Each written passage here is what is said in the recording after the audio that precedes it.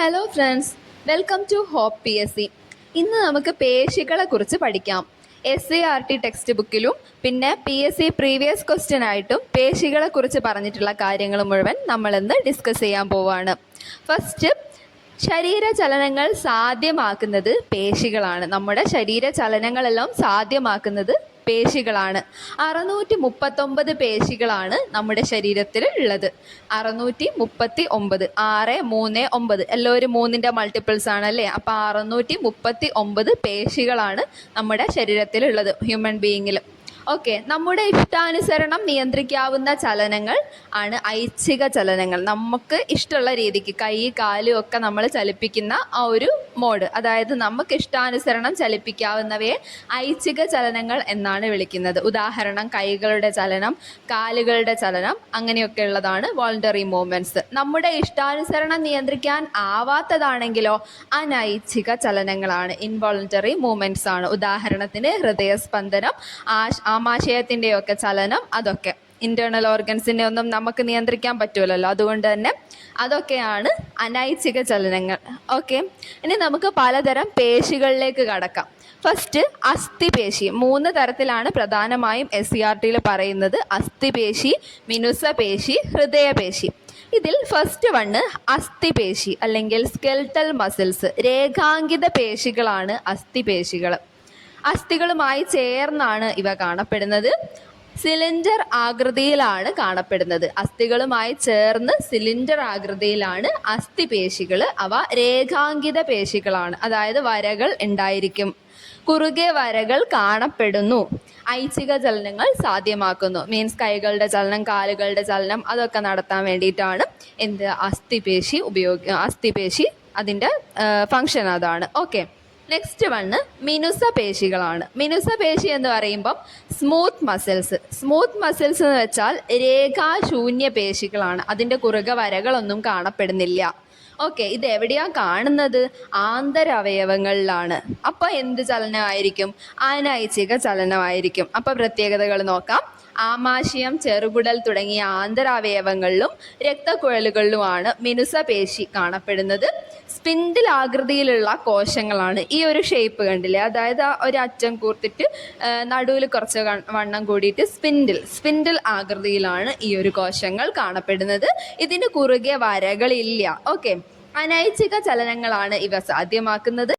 കൂടാതെ ചില ഐച്ഛിക ചലനങ്ങളും ഇവ സാധ്യമാക്കുന്നുണ്ട്. ഓക്കെ, നെക്സ്റ്റ് വണ്ണായിട്ട് നമുക്ക് ഹൃദയപേശി പഠിക്കാം.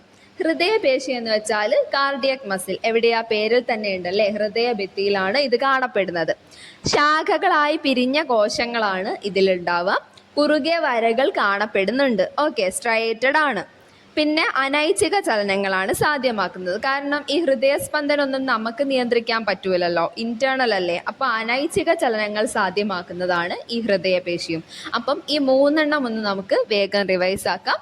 അസ്ഥിപേശി എന്ന് വെച്ചാൽ അസ്ഥികളുമായി ചേർന്നാണ് കാണപ്പെടുന്നത്. സിലിണ്ടർ ഷേപ്പിലാണ്, കുറുകെ വരകളുണ്ട്, ഐച്ഛിക ചലനങ്ങളാണ് സാധ്യമാക്കുന്നത്. ഓക്കെ, നെക്സ്റ്റ് വൺ മിനുസപേശി അല്ലെങ്കിൽ സ്മൂത്ത് മസിൽസ്. അതിൽ രേഖകൾ ഉണ്ടായിരിക്കില്ല.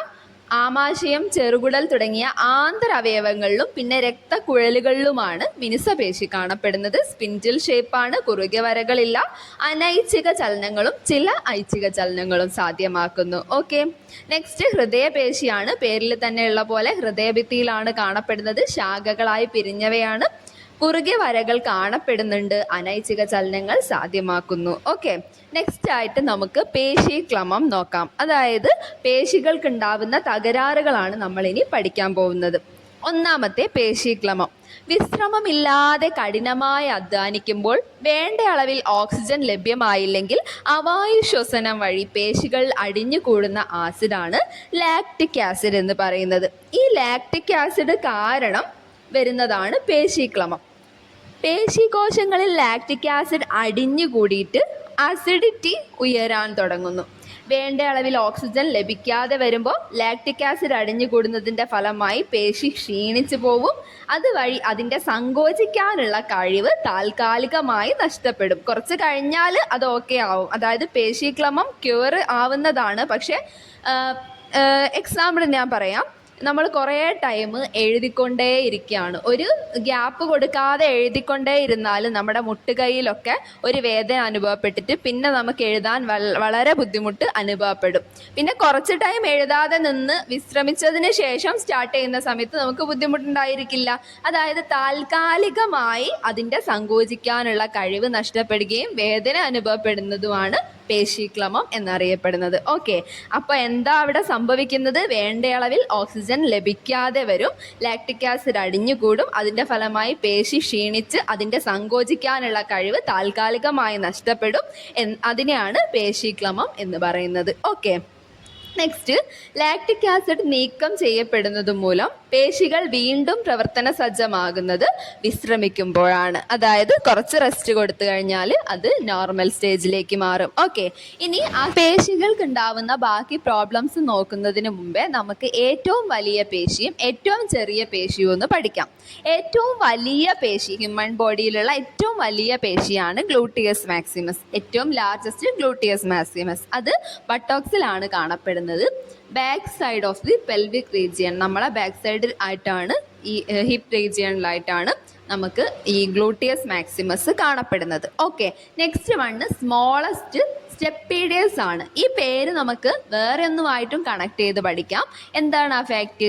സ്റ്റേപ്പിസ് നമ്മൾ ഓൾറെഡി പഠിക്കുന്നതാണ് അല്ലേ, ഏറ്റവും ചെറിയ അസ്ഥി. ഒരുപാട് വട്ടം PSC പ്രീവിയസ് ക്വസ്റ്റ്യൻ ആണ്. സ്റ്റേപ്പിസ് ആണ് ഏറ്റവും ചെറിയ അസ്ഥി. അത് കാണപ്പെടുന്നത് ചെവിയിലാണ്. ആ ഒരു നെയിമുമായിട്ട് മോസ്റ്റ് ഒരു സാമ്യമുള്ള സാധനമാണ് സ്റ്റെപ്പീഡിയസ് എന്ന് പറയുന്നത്. അപ്പോൾ സ്റ്റെപ്പീഡിയസ് ആണ് ഏറ്റവും ചെറിയ പേശിന്ന് ഓർത്ത് വെച്ചേക്കാം. ഇനി തകരാറുകളിലേക്ക് കടക്കാം. ഈ പേശികൾക്കുണ്ടാവുന്ന മെയിൻ ആയിട്ടുള്ള തകരാറാണ് പേശീക്ഷയം, മസ്കുലാർ ഡിസ്ട്രോഫി, പിന്നെ ഓസ്റ്റിയോപോറസിസ്, ഉളുക്ക്, അസ്ഥി സ്ഥാനഭ്രംശം, സന്ധിവാതം എന്നിവയെ കൂടിയും ഡിസ്കസ് ചെയ്യാം. ഫസ്റ്റ് വണ് സന്ധിവാതം, ആർത്രൈറ്റിസ്. സന്ധികളിലെ അണുബാധ, പരിക്കുകൾ, പ്രായാധിക്യം എന്നിവ കാരണമാണ് സന്ധിവാതം വരുന്നത്. തരുണാസ്ഥി വലയത്തിന് തകരാറ് സംഭവിക്കുകയാണ് ചെയ്യുന്നത്. ഓക്കെ, സന്ധികളിലുള്ള അണുബാധയും പരിക്കുകളും പിന്നെ പ്രായാധിക്യവും കാരണം സന്ധിവാതം വരും. തരുണാസ്ഥി വലയത്തിനാണ് അവിടെ തകരാറ് സംഭവിക്കുന്നത്. അസഹനീയമായി വേദന അനുഭവപ്പെടും. സന്ധികൾ ചലിപ്പിക്കാൻ കഴിയാത്ത അവസ്ഥയായിരിക്കും ഉണ്ടായിരിക്കുക. അതാണ് സന്ധിവാതം അഥവാ ആർത്രൈറ്റിസ്. ഓക്കെ, നെക്സ്റ്റ് വണ് അസ്ഥി സ്ഥാനഭ്രംശം, ഡിസ്ലൊക്കേഷൻ. നമ്മളെ ഈ അസ്ഥിക്ക് പൊസിഷൻ മാറിപ്പോവാ അല്ലേ. അതായത് സന്ധികളിലെ അസ്ഥികൾക്ക് സ്ഥാനമാറ്റം സംഭവിക്കുന്നതിനെയാണ് അസ്ഥി സ്ഥാനഭ്രംശം അല്ലെങ്കിൽ ഡിസ്ലൊക്കേഷൻ എന്ന് പറയുന്നത്. സ്നായുക്കൾക്കാണ് അവിടെ തകരാറ് വരുന്നത്. ഈ ഒരു നാര് പോലെയുള്ള ഈ അസ്ഥികളെ അതിൻ്റെ സ്ഥാനത്ത് ഉറപ്പിച്ച് നിർത്തുന്ന സാധനങ്ങളാണ് ഈ സ്നായുക്കൾ എന്ന് പറയുന്നത്. അതിന് തകരാറ് വരുമ്പോഴാണ് അസ്ഥി സ്ഥാനഭ്രംശം. ഈ ഒരു അസ്ഥി സ്ഥാനഭ്രംശം സംഭവിക്കുമ്പോൾ സ്നായുക്കൾക്കാണ് തകരാറ് വരുന്നത്. കഠിനമായ വേദനയും നീർവീക്കവും ചലിപ്പിക്കാൻ പ്രയാസം അനുഭവപ്പെടുകയും ചെയ്യും. ഓക്കെ, നെക്സ്റ്റ് വണ് ഉളുക്കാണ്, സ്പ്രെയിൻ. ഓക്കെ, സ്നായുക്കൾ വലിയുകയോ പൊട്ടുകയോ ചെയ്തിട്ടാണ് ഉളുക്ക് ഉണ്ടാവുന്നത്. കഠിനമായിട്ടുള്ള വേദനയും ശരീരത്തിൽ ഈ നീർവീക്കവും കാണപ്പെടുന്നത് ഉളുക്കിൻ്റെ ലക്ഷണമാണ്. ഓക്കെ, കഠിനമായിട്ടുള്ള വേദന, നീർവീക്കം, പിന്നെ സ്നായുക്കൾ വലിയുകയോ പൊട്ടുകയോ ചെയ്യുന്നതിനെയാണ് ഉളുക്ക് അല്ലെങ്കിൽ സ്പ്രെയിൻ എന്ന് പറയുന്നത്. ഓക്കെ, നെക്സ്റ്റ് വണ് ഓസ്റ്റിയോപോറസിസ് ആണ്. ഓസ്റ്റിയോപോറസിസ് എന്ന് പറയുമ്പം അസ്ഥികൾക്ക് ബലക്ഷയമുണ്ടായി ഒടിവ് സംഭവിക്കുന്ന അവസ്ഥയാണ്. അസ്ഥികൾക്ക് ബലക്ഷയമുണ്ടായി ഒടിവ് സംഭവിക്കുന്ന അവസ്ഥയാണ് ഓസ്റ്റിയോപോറസിസ് എന്ന് പറയുന്നത്. കാൽസ്യത്തിൻ്റെ കുറവും ഉപാപചയ പ്രവർത്തനങ്ങളുടെ തകരാറ് പിന്നെ വിറ്റാമിൻ ഡിയുടെ കുറവ് എന്നിവ കാരണമാണ് ഓസ്റ്റിയോപോറസിസ് വരുന്നത്. എന്തൊക്കെയാ കാരണങ്ങൾ? ഒന്നും കൂടി റീസൺസ് പറയാം. കാൽസ്യത്തിൻ്റെ കുറവ്, പിന്നെ ഉപാപചയ പ്രവർത്തനങ്ങളുടെ തകരാറ്, പിന്നെ ഈ വിറ്റാമിൻ ഡിയുടെ കുറവ്, ഇവയൊക്കെ കാരണമാവാം ഓസ്റ്റിയോപോറസിസ് വരുന്നത്. ഓക്കെ, നെക്സ്റ്റ് ഇടുപ്പെല്ല്, മണിബന്ധം, നട്ടെല്ല് എന്നീ ഭാഗങ്ങളെ ഇത് കൂടുതലായും ബാധിക്കുന്നു. ഇടുപ്പെല്ല്, മണിബന്ധം, നട്ടെല്ല് എന്നീ ഭാഗങ്ങളെ ഓസ്റ്റിയോപോറസിസ് കൂടുതലായും ബാധിക്കുന്നു. അടുത്തതായി ലാസ്റ്റ് വൺ പേശീക്ഷയം എന്താണെന്ന് പഠിക്കാം. Muscular dystrophy. പല കാരണങ്ങളാൽ പേശികൾക്ക് നാശമുണ്ടാകുന്ന അവസ്ഥയാണ് പേശീക്ഷയം എന്ന് നമ്മൾ പറയുന്നത്. പേശികൾ ദുർബലമാകുന്നു. പിന്നെ സാധാരണയായി കാണപ്പെടുന്നത് ആൺകുട്ടികളിലാണ്. പേശീക്ഷയം സാധാരണയായി കാണപ്പെടുന്നത് ആൺകുട്ടികളിലാണ്. ഓക്കെ, അസ്ഥികളുടെയും പേശികളുടെയും ഒക്കെ ഈ തകരാറിനൊക്കെ പരിഹാരമായിട്ട് നമുക്ക് ഡെയിലി എക്സസൈസസ് കൂട്ടുക വഴി വൈറ്റൽ കപ്പാസിറ്റി ഒക്കെ ഇൻക്രീസ് ചെയ്യാനും പിന്നെ പേശികളിലൊക്കെ കൂടുതൽ രക്തലോമികകൾ രൂപപ്പെടുത്താനും ഒക്കെ സാധിക്കും. അപ്പം ഇത്രയാണ് നമുക്ക് പേശികളെ കുറിച്ച് ടെക്സ്റ്റ് ബുക്കിൽ പഠിക്കാനുള്ളത്. അപ്പോൾ ഓക്കെ ഫ്രണ്ട്സ്, താങ്ക് യു.